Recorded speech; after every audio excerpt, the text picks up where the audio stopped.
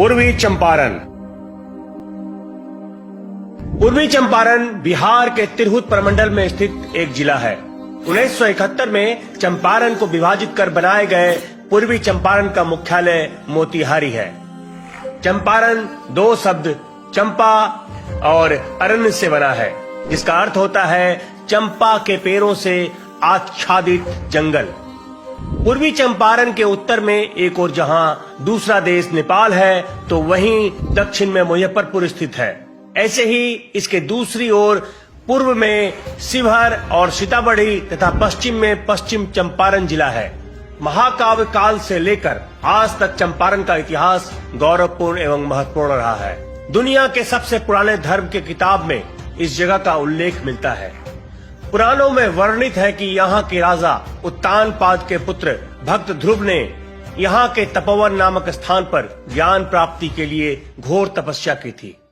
एक और चंपारण की भूमि देवी सीता की शरण स्थली होने से पवित्र है, वहीं दूसरी ओर आधुनिक भारत के गांधी जी का चंपारण सत्याग्रह भारतीय स्वतंत्रता के इतिहास का अमूल्य पन्ना है। राजा जनक के समय यह मिथिला प्रदेश का अंग हुआ करता था। लोगों का ऐसा विश्वास है कि जानकीगढ़ राजा जनक के मिथिला प्रदेश की राजधानी थी, जो बाद में वज्जी के साम्राज्य का हिस्सा बन गया। भगवान बुद्ध ने भी यहाँ अपना उपदेश दिया था, जिसकी याद में 3री सदी में प्रियदर्शी अशोक ने स्तंभ लगवाए और स्तूप का निर्माण कराया। गुप्त वंश तथा पाल वंश के पतन के बाद चंपारण कर्णाट वंश के अधीन हो गया। मुसलमानों के अधीन होने तक तथा उसके बाद भी यहाँ स्थानीय क्षत्रपों का सीधा शासन रहा। भारत के स्वतंत्रता संग्राम के समय चंपारण के ही एक रैयत एवं स्वतंत्रता सेनानी राजकुमार शुक्ल के बुलावे पर महात्मा गांधी अप्रैल 1917 में मोतिहारी आए और नील के फसल पर लागू 3 कठिया खेती के विरोध में सत्याग्रह का पहला सफल प्रयोग किया। आजादी की लड़ाई में यह एक नए चरण की शुरुआत थी। बाद में भी बापू यहाँ कई बार आए। अंग्रेजों ने चंपारण को सन 1866 में ही स्वतंत्र इकाई बनाया था, लेकिन 1971 में इसका विभाजन कर पूर्वी तथा पश्चिमी चंपारण बना दिया गया। ऐतिहासिक जगह होने के कारण यहाँ आज भी कई ऐतिहासिक स्थल स्थित है। तो चलिए आपको एक एक करके इनकी जानकारी देते हैं। केसरिया का बौद्ध स्तूप मोतिहारी से तकरीबन 35 किलोमीटर दूर साहेबगंज चकिया मार्ग पर लाल छपरा चौक के पास अवस्थित है प्राचीन ऐतिहासिक स्थल केसरिया। यहाँ एक वृहद बौद्ध कालीन स्तूप है, जिसे केसरिया स्तूप के नाम से जाना जाता है। वर्ष 1998 में भारतीय पुरातत्व विभाग द्वारा उत्खनन के उपरांत इस जगह का पर्यटन और ऐतिहासिक रूप से महत्व बढ़ गया है। पुरातत्ववेत्ताओं के अनुसार यह बौद्ध स्तूप दुनिया की सबसे ऊंचा स्तूप है। यह स्थान राजधानी पटना से तकरीबन 120 किलोमीटर और वैशाली से तकरीबन 30 मील की दूरी पर अवस्थित है।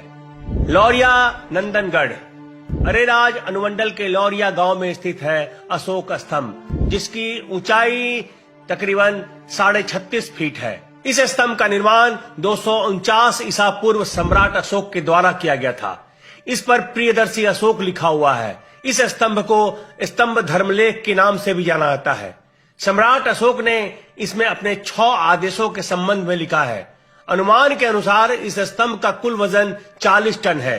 कहा जाता है कि इस स्तंभ के ऊपर जानवर की मूर्ति थी, जिसको कोलकाता संग्रहालय में भेज दिया गया।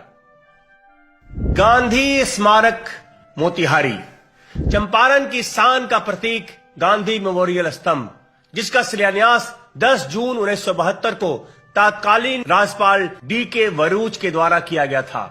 18 अप्रैल 1978 को वरिष्ठ गांधीवादी विद्याकर कवि ने इस स्तंभ को राष्ट्र को समर्पित किया।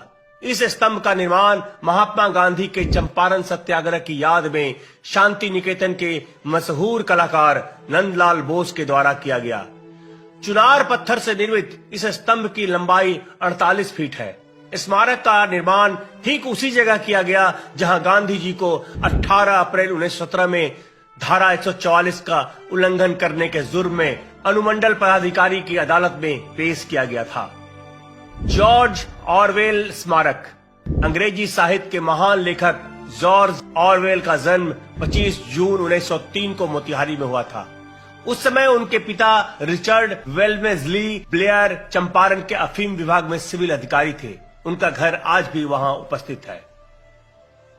विश्व कबीर शांति स्तंभ जिला मुख्यालय से तकरीबन 10 किलोमीटर पर पिपरा कोठी प्रखंड के बेलवातिया गांव में भारत का 8वां एवं बिहार का इकलौता विश्व कबीर शांति स्तंभ स्थापित है। रामगढ़वा उच्च विद्यालय तारकेश्वर नाथ तिवारी द्वारा बनाया गया हाई स्कूल पूर्वी चंपारण के रामगढ़वा में है। इस स्कूल ने ग्रामीण इलाके में शिक्षा का सूत्रपात किया। कई IAS, IPS, डॉक्टर, अभियंता यहां से बने हैं। सोमेश्वर महादेव मंदिर मोतिहारी शहर से 28 किलोमीटर की दूरी पर दक्षिण पश्चिम अहिराज में स्थित है भगवान शिव का प्रसिद्ध मंदिर, जो सोमेश्वर शिव मंदिर के नाम से जाना जाता है। श्रावणी मेला के समय केवल चंपारण से ही नहीं बल्कि देश विदेश से हजारों की संख्या में भक्तगण भगवान शिव का जलाभिषेक करने यहां आते हैं। सीताकुंड मोतिहारी से तकरीबन 16 किलोमीटर दूर पीपरा रेलवे स्टेशन के पास एक पुराने किले के परिसर में सीताकुंड स्थित है।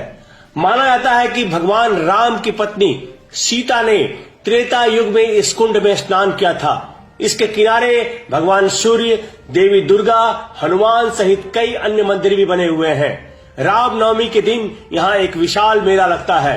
हजारों की संख्या में इस दिन लोग भगवान राम और सीता की पूजा अर्चना करने यहाँ आते हैं। इसके अलावा भी यहाँ कई छोटे छोटे मंदिर हैं। तिरहुत का अंग होने पर भी अलग अलग भाषा तथा भौगोलिक विशेषता के चलते चंपारण की संस्कृति वज्जिका भाषी क्षेत्रों से थोड़ा भिन्न है। जिले के सभी हिस्सों में भोजपुरी बोली जाती है, लेकिन हिंदी और उर्दू शिक्षा का माध्यम है। शहरों में अंग्रेजी माध्यम से पढ़ाने वाले स्कूल भी है। यद्यपि भोजपुरी संस्कृति यहाँ रची बसी है, किंतु लोगों में अपनी भाषा के लिए गौरव का अभाव है।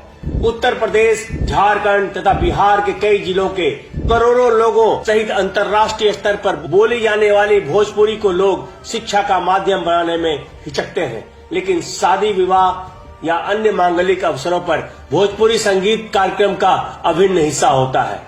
कभी नील की खेती के लिए जाने जाने वाला जिला अब अच्छी किस्म के चावल और गुड़ के लिए प्रसिद्ध है।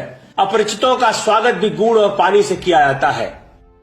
पूरे बिहार की तरह छठ पूजा भी यहाँ के लोगों का एक महत्वपूर्ण पर्व है। इसके अतिरिक्त होली, दिवाली, दुर्गा पूजा, महाशिवरात्रि, रक्षाबंधन, गुरु पूर्णिमा, सतुवानी, चकचंदा आदि हिंदुओं का प्रमुख त्योहार है। वहीं मुसलमानों का ईद, बकरीद और मुहर्रम बड़े धूमधाम से मनाते हैं। गंडक, बागमती तथा इसकी अन्य सहायक नदियों के मैदानों में होने से पूर्वी चंपारण की उपजाऊ मिट्टी खेती के लिए उपयुक्त है। हिमालय के गिरिपात क्षेत्र से रिसकर भूमिगत हुए जल के कारण तराई क्षेत्र को यथेष्ट आर्द्रता उपलब्ध है, इसलिए यहाँ दलदली मिट्टी का विस्तार है। लोगों के जीवन का मुख्य आधार कृषि और गृह उद्योग है। उत्तम कोटि के बासमती चावल तथा गन्ने के उत्पादन में जिले को ख्याति प्राप्त है।